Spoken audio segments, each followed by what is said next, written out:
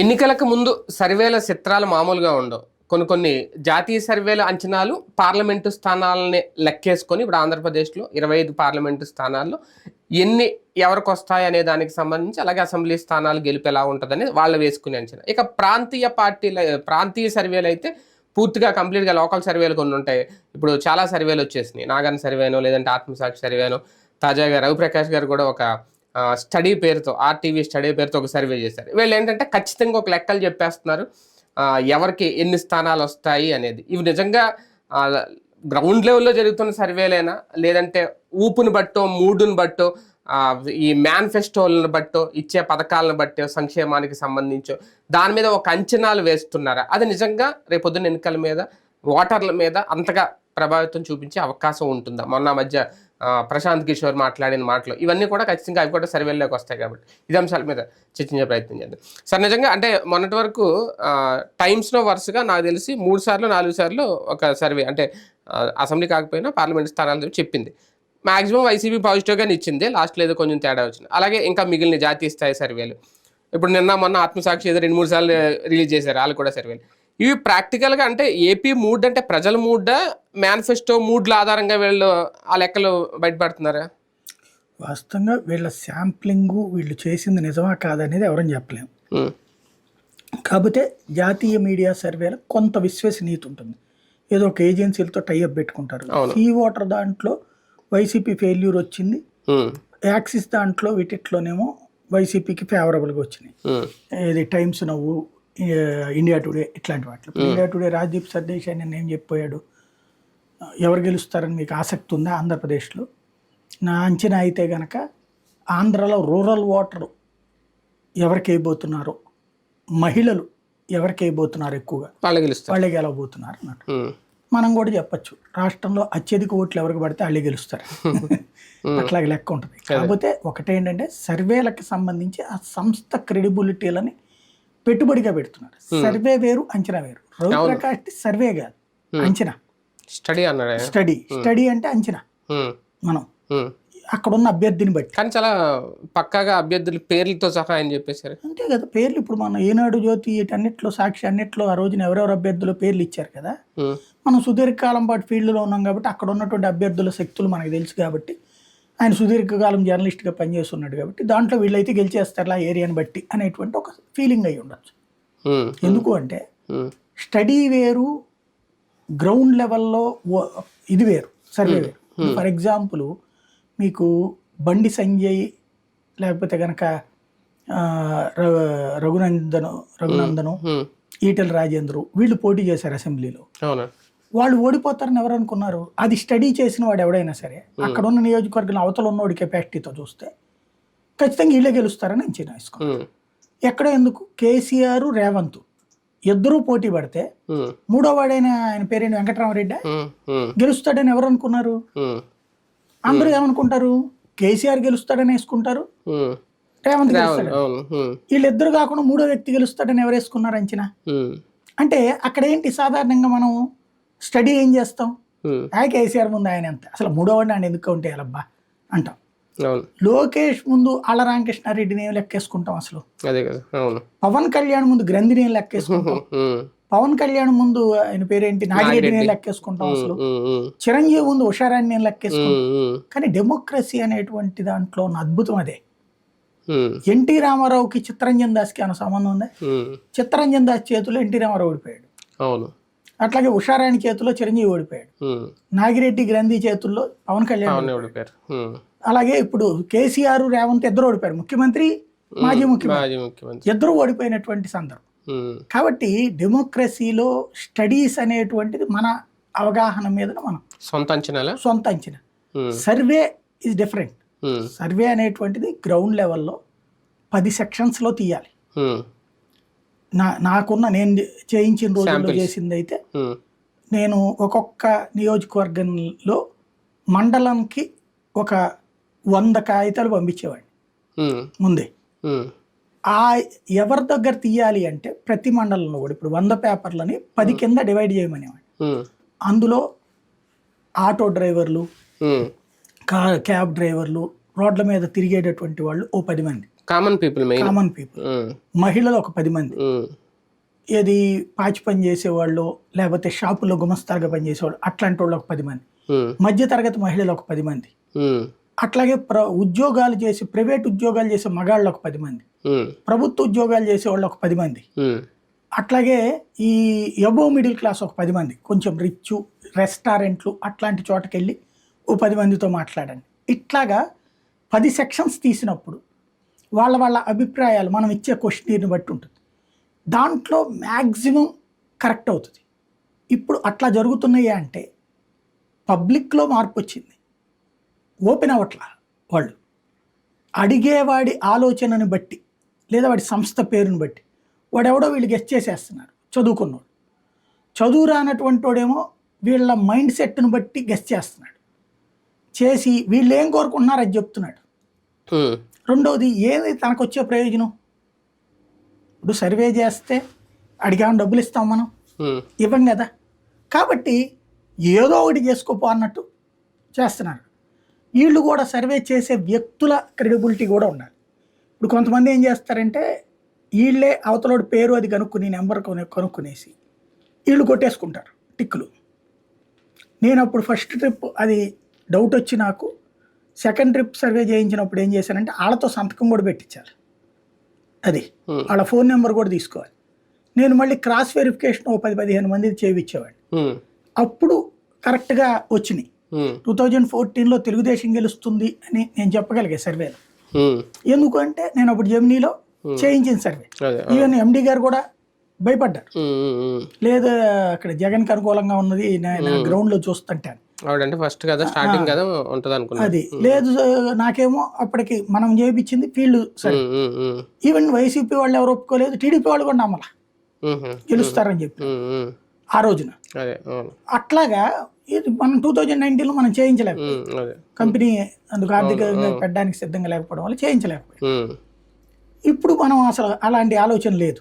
ఎందుకంటే మినిమం నా దృష్టిలో నియోజకవర్గానికి ఒక 500 నుంచి 1000 శాంపిల్స్ తీస్తే 1000 వేసుకోవాలి లెక్క.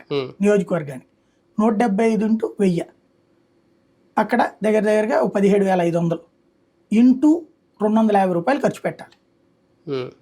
దాని మొత్తాన్ని కంప్యూటరైజ్ చేయడం కానీ ఇదంతా చేయడానికి 1,00,000-1,50,000 రూపాయలు ఖర్చు అవుతుంది. ప్రింట్అవుట్లు ఇవన్నీ తీస్తే ఒక 2-3 లక్షల రూపాయలు ఖర్చు అవుతుంది. అలాగైతే కరెక్ట్గా వస్తుంది సర్వే. అంతగా ఎవడు చేపిస్తాడు అంటే మీడియా సంస్థలేమో ఒక 50-60 అది నియోజకవర్గానికి, పార్లమెంట్ నియోజకవర్గ పరిధిలో 100 మందికి చేస్తున్నాయి. అందులో 80% ఫోన్ కాల్సే, 20% మాత్రమే డైరెక్ట్ చేస్తుంది. పేపర్లెస్ సర్వేలు ఎక్కువ. ఇంకా అట్లాంటప్పుడు ఎంతవరకు ఉంటుంది? రెండోది, ఇప్పుడు జగన్ గెలుస్తాడని సర్వేలు 3 వంతులు వస్తున్నాయి, 1 వంతు వీళ్ళది వస్తున్నాయి. వీళ్ళకి ఎక్కువగా రాలా, అందుకే రవిప్రకాష్ సర్వే బాగా కరెక్ట్ అయింది. అది బట్ స్టడీ వేరు, సర్వే వేరు. ఈ రేపు పొద్దున్న జనం మనసులో ఏముందనేటువంటి దాని మీద ఈ లోపు ఎవరు టెన్షన్ అలాకుంటుంది. కాకపోతే మన కార్యకర్తల్ని సంతుష్టీకరించడానికి పనికొస్తాయి. కాన్ఫిడెంట్గా చెప్పడంలో తప్పేం లేదు, కానీ ఉండాలి. ఎందుకంటే ఆయన ఎప్పటి నుంచో డేరింగ్ జర్నలిజం అన్నట్టుగా ఉంటారు కదా, మీకు బాగా తెలుసు. కానీ ఇప్పుడు ఆయన ఒక రిస్క్ ఏమైనా చేసినట్టు అనిపిస్తుందా? అంటే ఇప్పుడు సర్వేగా చెప్తే ఒక ఆస్పెక్ట్, స్టడీగా ఉందనుకోండి, ఇవాళ ఆయన స్టడీగా చెప్పుకొచ్చారు, ఆయనకున్న సుదీర్ఘ అనుభవం రీత్యా ఆయన చెప్పుకొచ్చారు. అంటే చాలా వరకు ఫిక్స్ చేసేస్తారు స్టడీ అని చెప్పిన. ఇప్పుడు రాయలసీమలో ఆ మార్పులు అంటే ఓకే, ఆయనకు ఉండొచ్చు నమ్మకం, ప్రాక్టికల్ గా అవుతుందా లేదా అనేది ఆయన రిస్క్ చేయడానికి రెడీ అయ్యారు. అదే అంటున్నాను, రిస్క్ సక్సెస్ అయింది అనుకోండి, పొద్దున్న నాకు తెలిసి తెలంగాణలో రేవంత్ సహకరిస్తాడు, ఇక్కడికే చంద్రబాబు సహకరిస్తాడు, రేపు ఆయన మళ్ళీ దాన్ని శాటిలైట్ ఛానల్కి మళ్ళించుకుని ఫుల్ సక్సెస్ఫుల్గా నడపచ్చు. అదే కనుక ఫెయిల్ అయింది అనుకోండి, రేపు పొద్దున యూట్యూబ్ నమ్మడం కూడా కష్టం అవుతుంది. అంటే యూట్యూబ్ అని వాళ్ళ సర్వేలలో డొల్లతనం ఉందనుకుంటారు, రేపు పొద్దున ఇంకోటి రిలీజ్ చేయడానికి కూడా భయపడతారు. కానీ ఈ సర్వే అయినా లేదంటే ఈ మధ్యన వచ్చిన సర్వేలైనా ఏదైనా 100కి మించి వెళ్లకుండా ఉంటున్నాయి. ఇప్పుడు ఈయన కూడా చెప్పింది 110 కూటమికి అనేది వస్తాయి అనేది. ఓకే, అది డేరింగ్ అనుకోవచ్చు, కానీ ఇద్దరికి ఒకవేళ వైసీపీకి అని ఎవరికైనా ఎడ్జ్ 100 దగ్గరే ఉంటుంది అంతకు మించి ఓవర్గా అయితే చెప్పలేకపోతున్నారు. అది నిజంగా జనం గ్రాఫా లేదంటే అధికార పక్ష గ్రాఫ్ కూడా యాంటీ ఇన్కంబెన్సీ క్యాలిక్యులేట్ అవుతుందా? 2014, 2019లో ఏది రిపీట్ అవుతుందో అర్థం కావట్లేదు ఎవరికి కూడా. 2014 అయితే కనుక 107 కదా టీడీపీని ఉన్న వీళ్ళు కలిపి, అవును అంతే. ఇప్పుడు ఈ 110 ఇంచుమించు అదే వస్తుందని, వీళ్ళకి 67 ఇంచుమించు అదే వస్తుందని. 65. అది ఆనాటి పరిస్థితి అన్నటువంటిది ముగ్గురు కూటమి ఈ ఆస్పెక్ట్ లో అంచనా వేస్తున్నారు. 2019లో వచ్చేటప్పటికి అందరి అంచనాలకి భిన్నమైంది కదా. 150 అసలు ఎవడన్నా ఊహించాడా అదే ప్రాక్టికల్ గా? అది మిరాకిల్ నిజంగా. అది కాబట్టి ఈ ట్రిప్పు నాకున్న అవగాహన మేరకు అయితే కొట్టేవాడు ఎవడైనా 120 దాడతాడు అనుకుంటున్నా. ఎవడు కొట్టినా, వాళ్ళు కొట్టినా, వీళ్ళు కొట్టినా 120 దాడతారు అనుకుంటున్నా. ఎందుకంటే అటో ఇటో ఉంటది కానీ నెక్ టు నెక్ సిచ్యుయేషన్ లేదు. అది మాటల్లో ఉంటుంది అంతే. నెక్ టు నెక్ సిచ్యుయేషన్ కనిపించట్లా, అటు ఇటు ఉంది. సింపుల్ లాజిక్ ఏంటంటే సంక్షేమ పథకాలు చాలా కీలకం. జగన్ ఇస్తాడని నమ్ముతాం, చంద్రబాబు ఇస్తాడని నమ్మటం. అట్లాగే రెండవది వచ్చేటప్పటికి పరిపాలన. జగన్ చేసినటువంటి పరిపాలన, సచివాలయ వ్యవస్థ, ఇవన్నీ పనిచేయాలా అక్కర్లేదా, చంద్రబాబు వస్తాయి కొనసాగిస్తారా లేదా అన్నటువంటి నమ్మకం. ఈ రెండిటి మీదనే ప్రధానమైనటువంటిది. ఒక సామాన్యుడికి రెండే మెయిన్. మిగతాది అభివృద్ధి ఇదంతా మాట్లాడేటటువంటి వాళ్ళందరూ కూడా అబో మిడిల్ క్లాసు, మిడిల్ క్లాస్ లో ఎడ్యుకేటెడ్ అనేది, అంటే మిడిల్ క్లాస్ లో కూడా ఈ పరిపాలన కావాలని అంటారు. పాయింట్ ఆఫ్ వ్యూలో ఇటుది కావాలంటారు, అడిది కావాలంటుంటారు, ఇదంతా. బట్ లేబర్కి వచ్చేటప్పటికి జగన్ ని నమ్ముతారా, చంద్రబాబు నమ్ముతారా? ఇక్కడ నిజంగా బాబుని నమ్ముతారా, జగన్ నమ్ముతారా అనే కాన్సెప్ట్ చూడాలా, జగన్ నమ్ముతారా, కూటమి నమ్ముతారా అనే కాన్సెప్ట్ చూడాలి. బాబునే లెక్కేసుకోవాలి ఇక్కడ. కూటమి అనే మిగిలిన వాళ్ళతో సంబంధం లేదా, పవన్ కళ్యాణ్ తోటో మోడీ తోటో పెద్దగా వెళ్ళాలి. అంటే ఆ కూటమిలో వాళ్ళ ఓట్లు కూడా చంద్రబాబుని చూసినే కదా వేయాల్సింది. ఓట్లు అనేది ఓకే, బాబుని చూసే వేయాలి. రేపు పొద్దున్న సంక్షేమం ఈయన ఎంతవరకు కంటిన్యూ చేయగలుగుతారు, నిజంగా ఇవ్వగలుగుతారా లేదా, ఎందుకంటే బీజేపీ ఇచ్చి కాడు వదిలేసింది, మాకు సంబంధం లేదు పొమ్మంది. ఓన్లీ పవన్ కళ్యాణ్ దాన్ని ఏం భరోసాగా ఏమి ఇవ్వట్లేదు కదా. తన షణ్ముఖ వ్యూహం తన పేర్లో చెప్పుకుంటున్నాడు, లేదా ఇస్తానని చెప్తున్నాడు. అక్కడ వాళ్ళిద్దరు పవన్ కళ్యాణ్ పెద్ద కన్సిడరేషన్ లోకి తీసుకోరు ఇందులో. ఎందుకంటే తను ముఖ్యమంత్రి కాదు కదా. తనే చెప్పేసిన తర్వాత ఇంకా తన ఎట్లా కన్సిడరేషన్ లోకి వస్తారు? జగన్ ఇస్తాడా, ఇవ్వడా? చంద్రబాబు నాయుడు వస్తే అమలు చేస్తాడు. అంటే మొదట్లో ఎందుకు ఇంతగా వెంపర్లాడుతున్నారు, బీజేపీ వెనక ఎందుకు పడుతున్నారు, బాబు గారు ఎందుకు పొత్తు పెట్టుకోవాలని అనుకున్నప్పుడు కేంద్రం సపోర్ట్ ఉంటే రాష్ట్రానికి ఎదుగుదలకో లేదంటే విభజన హామీలు సాధించడానికో ప్యాకేజ్ లాంటివి తీసుకురావడానికి ఉపయోగపడుతుంది అనేది, అందుకే పొత్తు పెట్టుకోవాలనుకుంటున్నారు అనేది. మేనిఫెస్టో అని దాన్ని ముట్టుకోకుండా పక్కన పెట్టేసిన కేంద్రం సపోర్ట్ కోసమే పొత్తు పెట్టుకున్నారు అనేది. రేపొద్దున సంక్షేమం చేయగలుగుతారు, సూపర్ 6 లేదంటే ఆ బీసీ డిక్లరేషన్ ఇవన్నీ చెప్పేశారు కదా. అవన్నీ చేయాలంటే మోడీని చూసి కూడా కొన్ని ఓట్లు పడతాయా చంద్రబాబు గారికి?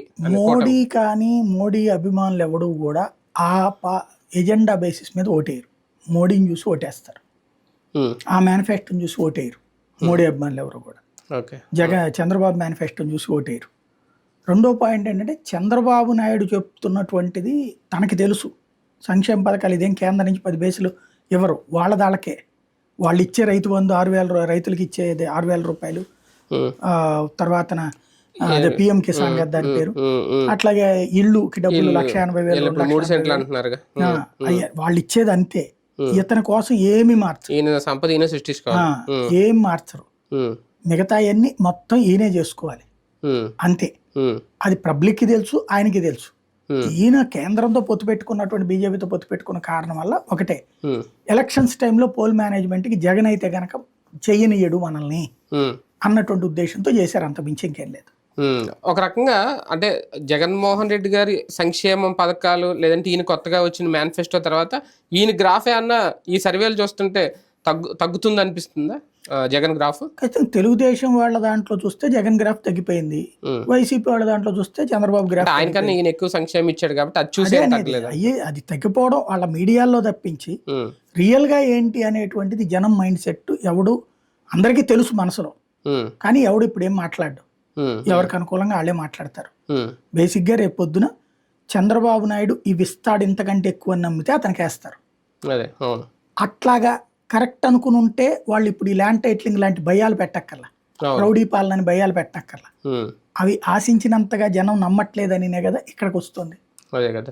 రైట్, చూద్దాం. మొత్తానికి గెలుపు కోసం చేసే ప్రయత్నాల్లో ఈ సర్వే ఫలితాలు ఒకటి. కాకపోతే ఇంకా పోలింగ్ జరగలేదు కాబట్టి పోలింగ్ తర్వాత వచ్చే ఖచ్చితంగా ఎగ్జిట్ పోల్స్ వాటి మీద అయితే ఒక అంచనా ఉంటుంది. ఈ లోపు ముందొచ్చేవి అది నిజంగా ప్రజల మూడ్డా లేదంటే వాళ్ళ మూడ్డా, ప్రస్తుతం ఉన్న సంక్షేమ పథకాలను అంచనా వేసుకొని వాళ్ళ సొంత అంచనాలు చెప్తున్నారా? చూద్దాం ఏం జరుగుతుంది.